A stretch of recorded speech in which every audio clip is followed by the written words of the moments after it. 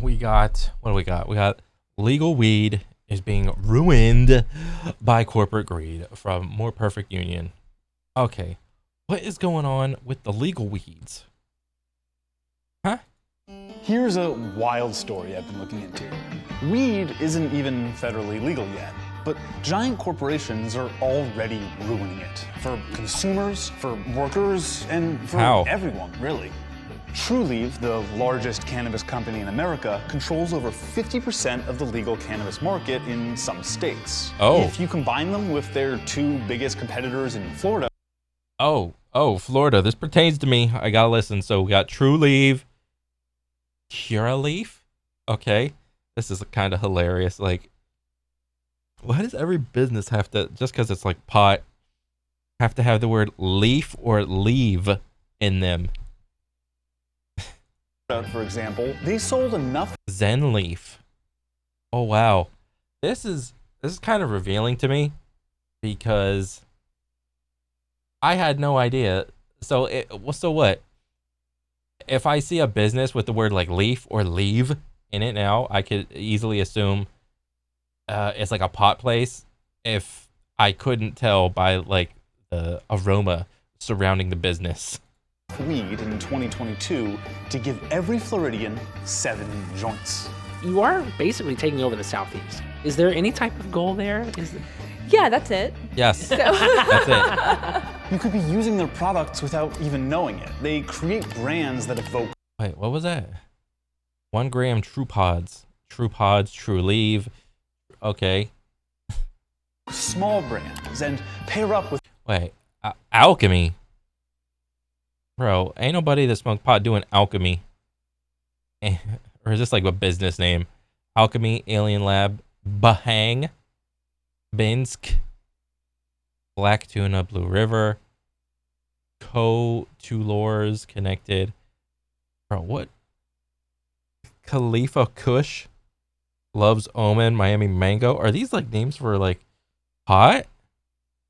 Open? Old Hippie Stash? Modern Flower. Okay. With our most trustworthy celebrities. Oh, Khalifa Kush. So it's just how do they say, a strain of it? And what the hell is this? What the percent THC? What the hell is this? This is like diet weed. This is like Walmart weed, dude. Give me the 100% THC. What is this shit? It's like Wiz 30% THC? That means I have to buy that product 3 more times to get 100% more. That's a scam. Khalifa and whoever these guys are.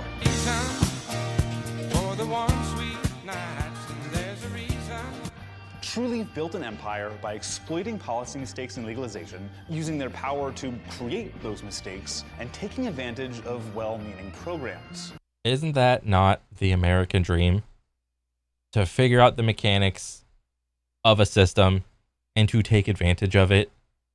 Who else would do the noble thing of the right thing?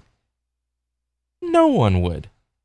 Given the chance, everybody would take advantage of the mechanics of a system 100%. For example, the giant publicly traded corporation somehow got the only minority-owned license for a dispensary in Alabama. Oh, that's They're funny. already working to do the same tricks they did in states federally. Do you have a lot of lobbyists in Washington right now, Kim? Mm-hmm. Yes, we do. Oh, yes. The TrueLeave story Everybody loves lobbyists. That's my favorite politician, the lobbyist. shows us what we can learn about how a weed economy shouldn't be run, and how a good one could be run. This is the classroom from More Perfect Union. And today we're talking about how to stop big industry from bogarting our weed economy. Corporate weed equal corporate greed. Let's go back to the last time America decided to make a substance illegal and then change its mind. The repeal of prohibition. Incredibly influential businessmen like John D. Rockefeller had once supported prohibition, but when they saw it simply wasn't working, they moved to end it. Rockefeller specifically took a surprising stance for one of the most bloodthirsty capitalists of all time. He wrote, quote, "Only as the profit motive is eliminated is there any hope of controlling the liquor traffic in the interests of a decent society." And Only if the profit motive is eliminated. If there's no profit, then you can control it. But if there is a profit motive, then you most likely cannot control it. Okay. of a decent society. And that's coming from a dude who really understands profit motive. Back in the 30s, the United States government took antitrust, that's preventing monopolies, far more seriously than it does today. So in an attempt to keep the alcohol industry from becoming monopolized, they implemented a tier system. No one company could be the manufacturer, distributor, and retailer of alcohol products. Okay. Now, giant alcohol companies are a problem today. But the problem could have been way worse without that regulation. But let's look at weed. Bro, guys, look at this fucking apple. What is going on here? Like, this is an old apple. What is this? Okay, that's out. Zooming in on Florida's first legalization initiative and the dawn of True Leaf. In 2014, So is this the monopoly business? the Florida state legislature was building out a bill to legalize certain low THC strains of cannabis for medical uses. The bill wasn't written by a progressive cannabis advocate like you might think. But by Matt Gaetz. Then Okay, so like just knee-jerk reaction would be, okay, they don't want to give the public the 100% strains because it's like too powerful, too potent, whatever. So we have to dial it back and give them like a 30% something strain. Okay. a member of the Florida House of Representatives. Yeah, that guy. It was boosted by strong supporter Representative Halsey Beshears. Medical cannabis laws are complicated because they basically have to create an entire industry and how it runs from scratch. There need to be regulations. That's great for people that are in the industry because they can just create whatever. There is no template, there is no framework. You get to make it. And when you get to make it and you get to be God and make the system, who wouldn't take advantage of that? Regulations on everything from labels to who can get licenses. During the debates on the bill, an amendment was added by Representative Matt Caldwell that said in order to get a license to grow the newly legal cannabis, a nursery must already have approval to grow 400,000 plants. Oh. And have operated as a registered nursery in this state for at least 30 continuous years. Oh, what? Oh, yeah, that's a fucking red flag. That's a 30-year monopoly. So you make the system. Like, what other farm? There is no other farm that I would imagine. Okay, so the 400 plants. Okay, that part is like, okay, there's a lot of farms that are doing like 400,000 plants. Okay, whatever. Because it could be any plant. But then registered nursery. I don't know if nursery means explicitly only pot. I would assume so in this instance.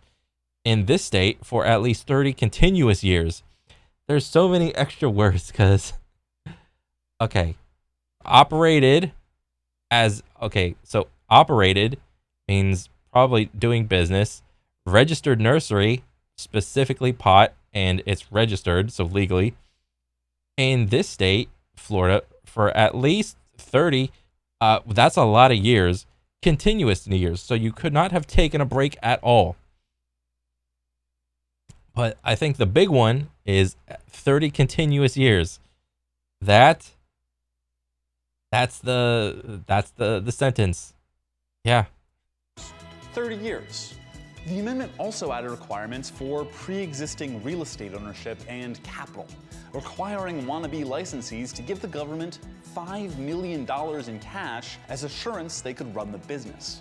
Okay, so that automatically just stops any small business from ever forming, and only the big businesses get to do this. Who could possibly meet all of those qualifications? Well, there was Simpson Nurseries, the oldest nursery in Florida, opened in 1902. Simpson Nurseries was the family company of the Bashirs. Yeah, that guy, the representative from earlier. Ah. To fully meet the qualifications, Simpson entered a partnership with Hackney Nurseries, also run What the heck is Hackney? by the Bashir family. The combined partnership got one of the just 5 licenses that Florida gave out after that bill. The combined company? Wait, so Florida has 5 like mega nurseries? So, okay, that's what? How many plants? 400,000 times 5? Was that like 2 mil? True Leaf. But wait, there's no evidence of corruption here, right? Bashir's being involved isn't enough. Where would he have even gotten the idea for this? His family was supposedly, quote, opposed to growing cannabis. Well, like so many great scandals, there was a total idiot involved. Uh-oh. In 2016, a Florida businessman, J.T. Burnett, was being investigated for a number of crimes, and undercover FBI agents recorded a conversation with him. He bragged to the FBI agents that he had, quote, worked through the bill with Bashir's, a childhood friend of his, over the Wow. Always.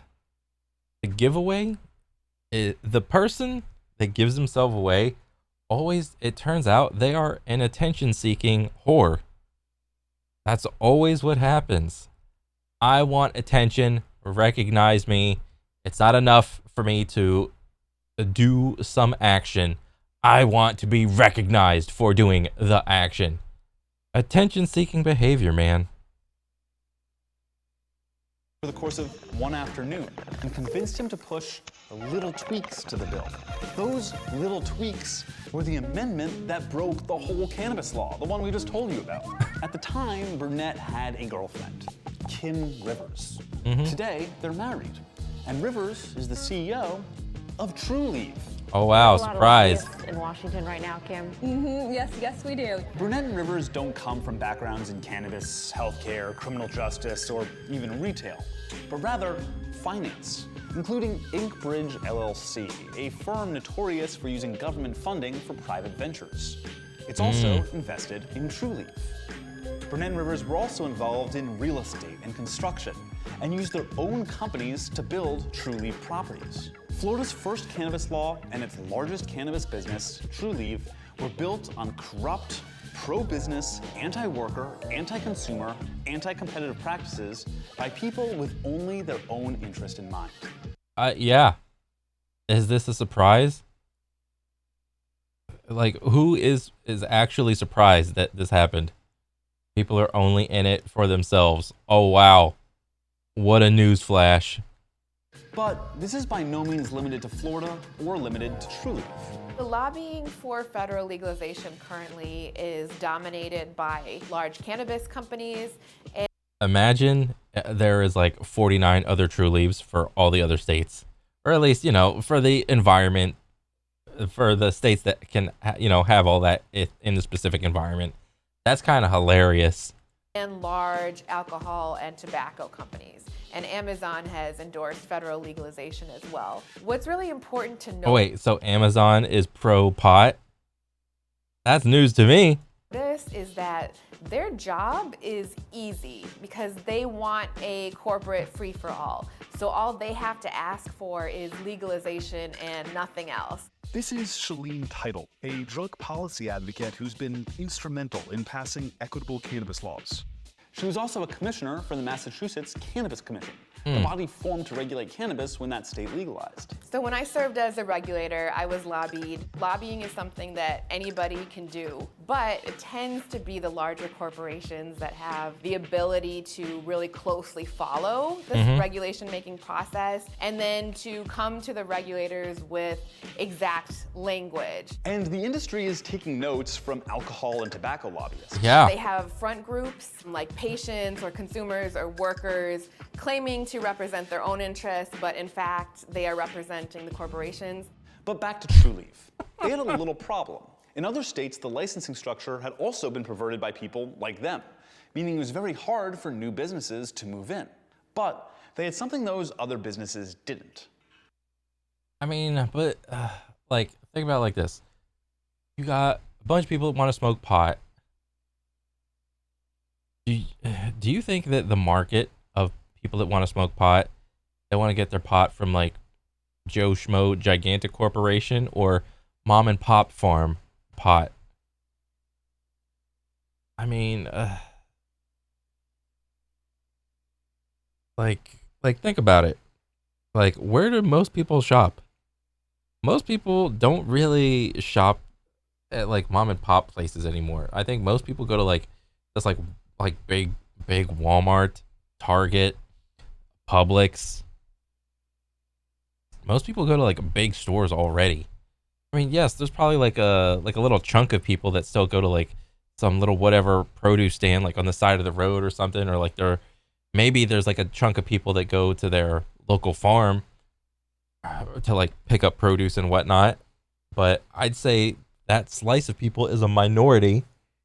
So it would stand to reason that most people would just want their pot from like the big corporation, provided it's like a good enough quality and shit like that. But like, if like the little mom and pop pot farm provided better quality pot, well, I think then people would just want the better.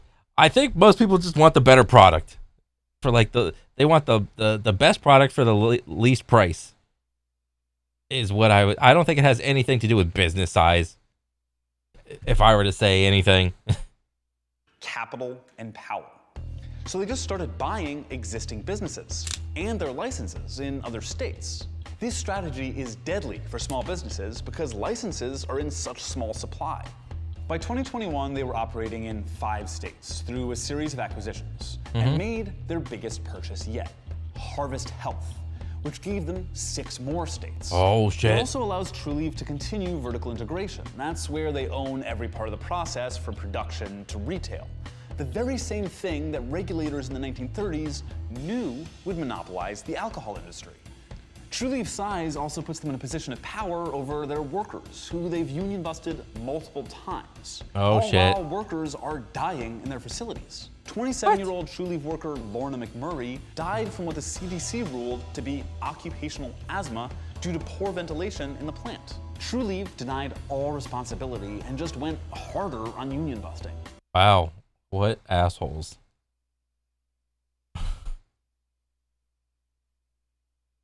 Damn, it ain't looking good for Trulieve. Because cannabis is such a young business, we as a nation haven't decided how it'll be run yet. This isn't oil. I mean, it's not, but I don't know. How do you think it's gonna like play out? Is it gonna play out like alcohol or smoking or cigars or cigarettes or vaping? Isn't pharmaceuticals. This isn't tobacco or alcohol or railroads. Any of the other exploitative businesses that have plagued America for decades. This is something new. New York has been a great example of a state that has learned lessons from every other state. First, they focused on social equity, which means I mean, shit, if you're to ask me, like, I think it's gonna get treated about the same as alcohol. Like, once you're an adult, okay, it's your choice whether or not to do it. Don't come into work drunk, don't come into work high.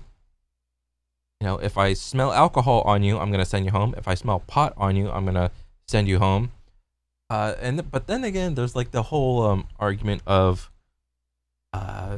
is like it's you need it for like medical purposes. I mean, if it works, it works, fine. But I wouldn't really want someone that's high, like anything that could put someone else like in danger, like driving. Like smoking pot like does impair your senses to make it so like you're not normal. So if your job is like putting if your job is like putting someone else's safety into like question, then I would say like, yeah, probably don't show up to work high. But I mean, if you have like an office job and you're not doing shit, I mean, well, actually, no, most jobs you can't even actually like show up to like do anything like alcohol related for the most part. So why would it be the same for pot or any different than pot? Means that they gave the first licenses to nonprofits and to people who had been harmed by the war on drugs. But then the second thing that they did was they enforced anti-monopoly provisions. So in New York, you can't control the entire supply chain.